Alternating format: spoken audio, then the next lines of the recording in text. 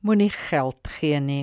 Handelinge 7 vers 36 sê, in Joppe was daar 'n sekere vroue disipel met die naam Tabita, wat as Dorcas vertaal is. Sy het baie goeie dade verrig en liefdadigheid bewys.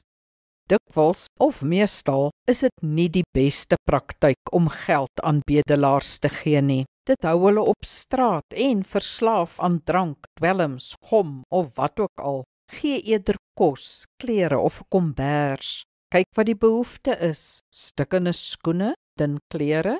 Gee byvoorbeeld 'n pakkie grondboontjies of 'n blik gebakte boontjies. Dis goedkoop, voedsaam en duursaam en kan huis toe geneem word vir die kinders. Hou dit in die motor gereed.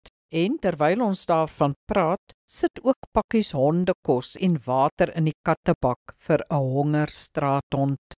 Die amptelike riglyn is eintlik om nie aan haweloses geld te gee nie, maar te probeer om hulle in 'n opheffingsprojek opgeneem te kry.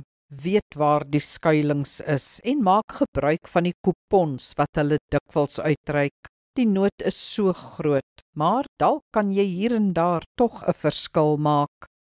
Kom ons bid saam. Hemelse Vader, help my om nie emosioneel te reageer op haweloses nie, maar met die praktiese liefde van 'n Tabita. Help my om te oorweeg wat die beste manier is om 'n verskil te maak, wat die spesifieke persoon werklik nodig het, werklik sal ophelp. Lei my, Here. Amen. Die Here seën jou.